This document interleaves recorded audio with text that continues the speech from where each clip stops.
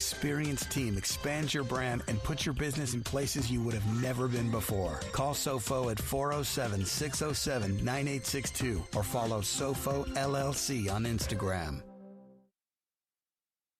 Listeners, now I know you've heard of this up-and-coming brand Hoop Culture, which is headquartered right here in Orlando, Florida. But here's something that you didn't know. They are opening a flagship store in Fashion Square Mall, downstairs right in front of the movie theater. That's right, the brand that has brought you the iconic Eat Sleep Ball design is bringing their streetwear brand to retail. Stay ahead of the fashion trends. Go visit them online at hoopculture.com or follow them at Hoop Culture. Our listeners save 30% off your next order. Use the code RADIO at checkout. Welcome to Late Night Parents. I'm your host, Ted Hicks. We have a weekly podcast where we sit down and talk with game changers in the sports, technology, education fields. We even do product reviews and giveaways. Why, you ask? Because we're all parents. So if you're ready for an up-close and personal look, then you can check out our podcast. New episodes are available every Thursday. Catch us on Facebook, follow us on Twitter. That's Late Night Parents. The site is latenightparents.com.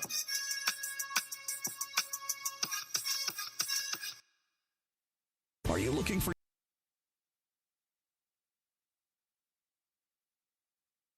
your dream home?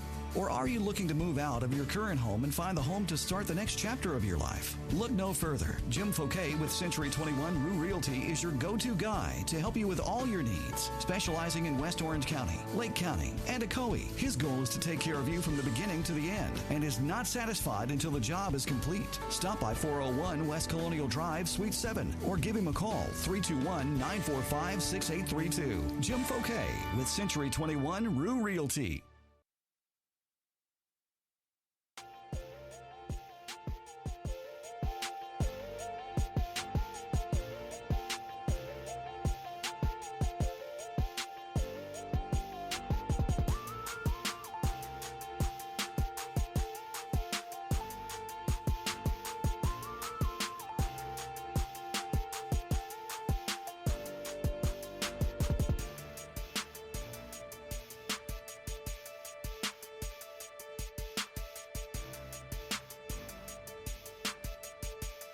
We are back for the morning tip-off here on Spreaker Live, coming to you this morning. 407-378-3717 is the number checking with us this morning.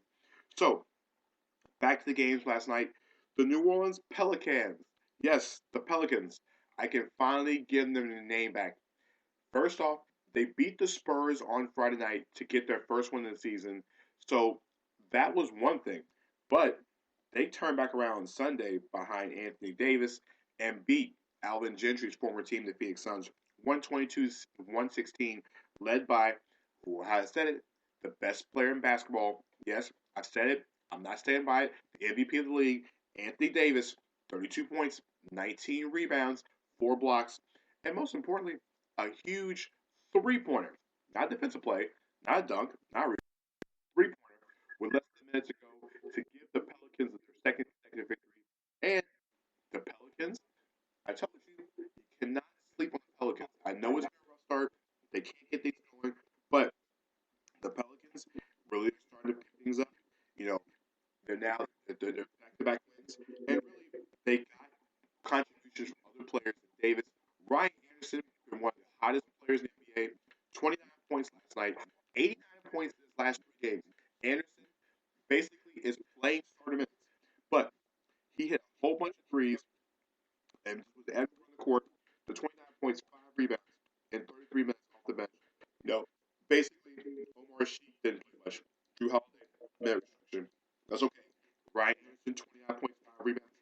Ish Smith, Drew Holiday playing well. Okay, no problem. Ish Smith, 17 points, 9 rebounds, 8 assists, 3 steals, and even a block in 30 minutes of play last night. Eric Gordon knocked down 5 huge threes for the Suns. And in this game, you have to think the Pelicans are starting to feel themselves and get themselves back to normal. If the Pelicans do that, then guess what? You can't go wrong with the Pelicans going forward. I told you, they're going to be a 6 or a 7 in the Western Conference for a reason. Anthony Davis is that type of player. Davis last night, 32-19, 4 blocks. He does a bit of everything. Davis is the most versatile versatile big man in the league because he's so athletic. The shot's fluid. The game is fluid. He changes games defensively. He also had 2 steals in the game too. For the Suns last night, they were led by Eric Bledsoe's 29 points, 7 rebounds, 6 assists. Brandon Knight, 19 points, 7 rebounds. Knight did go 5 of 18 before last night, so he did struggle from the floor. But points from Devin Booker in 16 minutes. Booker is going to be a nice addition if they actually play him more often. You know, I know he's a young, I know he's a rookie, and they also want to give T.J. Warren as well too. But here's the problem: Tyson Chandler. They brought Chandler with a huge contract this summer. He had 10 rebounds, but he played 16 minutes. They were small at most of the game. P.J. Tucker played 40 minutes and 12 points, 8 rebounds. Marquise Morris 17 and 8 as well, 35 minutes. But really, the Suns, I don't know why they Tyson Chandler. I know they hold Marcus Aldridge, you bring in Tyson Chandler and make a good fit. But here's the problem: Tyson Chandler doesn't do much more than be a very solid defensive player. And really, I think it might stunt the growth of Alex Lynn, who's playing good basketball. He just needs a case of that's all it is. But we'll see. Um, playing 16 minutes for a guy that you're paying $13, $14 million, for me, it's just not worth it. I'm not sure how it's going to work on the floor. But back to the real story: the New Orleans Pelicans winning another game. They're an impressive team, and they're playing good basketball now. Brian Anderson is hitting that shot, and from those in Orlando, Brian Anderson hit a shot, and Anthony Davis being able to put people in pain. That's a dangerous team. I know that you can't play those two guys full time because Anderson is on defense, and you don't want Davis playing the center the majority of the time. So I understand that. But if you can get the majority of your minutes out of those two together, and they're both contributing and producing like that, it's hard to beat the Pelicans going forward. Speaking of teams going forward, Oklahoma City defeat the Dallas Mavericks 117-114 in Oklahoma City last night. We know Russell Westbrook was good for his numbers, 31 points, 11 assists.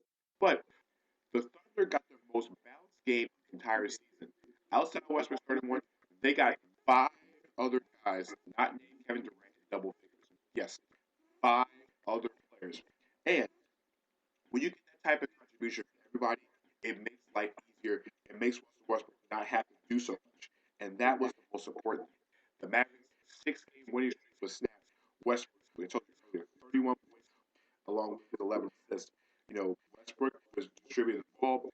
Serge Ibaka, 16 points, 9 rebounds. He was contributing as well too. Don't forget Deion Williams had 14. Anthony Rowe had 14. More I told you over the weekend has to be a key because hitting shots is going to make it easier for Oklahoma City, especially on the wing. Also, 12 points from Ennis Canner. You're going to get that from another regular night. But 10 points from Nick Collins. That's another guy. Collins is a guy expected to score, but he contributed. That's what the Thunder need. They need contributions from other people than Durant and Westbrook. Serge Ibaka has to give you 15, 16 points. You're gonna get from his can off the bench, but you gotta get the rest of these guys to contribute offensively. Because if they contribute offensively, it's gonna make it easier for Westbrook and Durant not to overexert themselves. Now Westbrook only gave us 5 rebounds and most importantly 5 steals in the game. But it was the play of the Thunder down the stretch, Darren Williams guarding them that helped with the victory. For the Mavericks last night, 20 points, 6 rebounds, 6 assists from Darren Williams. A double-double, 12 points, 10 rebounds, and also 6 assists from John Pachulia. Wes Matthews had 18 as well, too. Dwight Powell, 13 points off the bench. But here's the main problem. The Thunder out-rebounded the Mavericks by a pretty substantial margin. And that, in most cases, ladies and gentlemen, is your ball game. Because the Mavericks, outside of the 10 rebounds from Pachulia, got 6 from Darren Williams, and also, in his first appearance in the Dallas Mavericks, JaVale McGee, yes, our good friend Shaq's good friend, JaVale McGee, finally himself back on the NBA court. It's great to see him back. McGee, 8 points, 6 rebounds, and 11 minutes off the bench, 4 for 4 from the court. If JaVale McGee can give something to the Dallas Mavericks, it changes the complexion of this Mavericks team because he already is a good shot, already has so much offensive talent. Maybe all this time off to get his head together, and he can really realize the potential we've been seeing for years. He played solid. I mean, I know These bigs are not exactly the best, but he was in there contributing. And you know what? If that happens, and I'm going to say this, if JaVale McGee gets one of these numbers, he gets his head together and everything starts to click. He is the wild card and the X factor if the Dallas Mavericks want to do something going forward. If McGee is there, and then with Dwight Powell giving the contribution on the bench, Devin Harris, J.J. Barea, also guys who can give it to you as well too. That makes Dallas even more dangerous. McGee, actually, a mind game to fail McGee, that's a dangerous situation in Dallas, and it's dangerous in a good way. Now, they took a risk by signing McGee, and if he doesn't do anything, you weren't really going to get much out anyway because he hasn't done much in the stops anyway. But if McGee gives you something that changes the way Dallas is going forward. Speaking of changing going forward, the Boston Celtics lose on the road back-to-back of a home series with the Brooklyn Nets 111 100 in Brooklyn last night. Huge game from Jared Jack, 22 points, but most importantly, 13 of those in the fourth quarter. Brook Lopez, a usual night for the offensive rim, 22 points, 11 rebounds. Thaddeus Young, 11 points, 12 rebounds. Here's the thing. The Nets don't need to win games if you're the Sixers. I mean, for the Celtics, especially if you're losing to them, because we all know that the pick from Brooklyn belongs to the Boston Celtics because of all the Kevin Garnett and the Paul Pierce trade from a couple years ago. But here's the problem: the Celtics are missing Marcus Smart, leg injury. It's going to keep him out maybe 2 to 3 weeks, and without Marcus Smart, that brings Avery Bradley back in the starting line. Is that a bad thing? Not really, but the Celtics like having either Bradley or Isaiah Thomas come off the bench with Evan Turner because that makes it a dangerous backcourt. You know, first and second unit. Nothing spectacular, but you have 4 solid guards in that area. Last night for the Celtics, Avery Bradley, huge game, 27 points. Isaiah Thomas, 27.6 assists. Evan Turner, he had a game off the bench, 12 points as well too. But Boston, if they're going to make the playoffs, cannot lose games like this. Losing to the Nets is like losing to the Sixers. It's like losing to the Lakers. You don't lose to either one of those 3 teams. You're supposed to sweep them as much as you can. Boston struggled figuring out how they're going to score baskets. And really, outside of Thomas, they don't have another guy who really can get to the basket. They really can drive and make plays, get to the free throw line. They don't have any of that. Amir Johnson, they brought in the offseason, is a shot blocker. David Lee, he can't do it every night. David Lee's back and his health isn't that type of player he should be. So you're going to have to rely on a lot of Turner. That's where Marcus Smart comes in because Smart can get to the basket. He's strong enough to draw fouls, and that's what they need. But back on the Nets, they finally won a game. Got a good game from Joe Johnson, 17 points, 4 rebounds, 4 assists. Like I said, a double-double for Young. Lopez with a double-double. Also, Andrea Bargnani, 12 points, 3 rebounds, 25 minutes on the bench. That, is a positive sign. Bargnani, always much maligned. He'll never be the player that he expected to be when he was number 1 overall pick, back a few years ago. But he's contributing, 6 points to the bench, 92% from the line. So he does some here and there. But gotta give credit to the Nets and their victory. Speaking of teams that you're not supposed to lose to, and also the final game on Sunday night, the Portland Trailblazers go down to LA and beat the Fighting Kobe's 107-93. Damian Lillard showed why him and CJ McCollum could make the argument they're their best backcourt in the NBA. Lillard, 30 points, a career high, 13 assists. Yes, a career high, 13 assists. They got 19 from McCallum.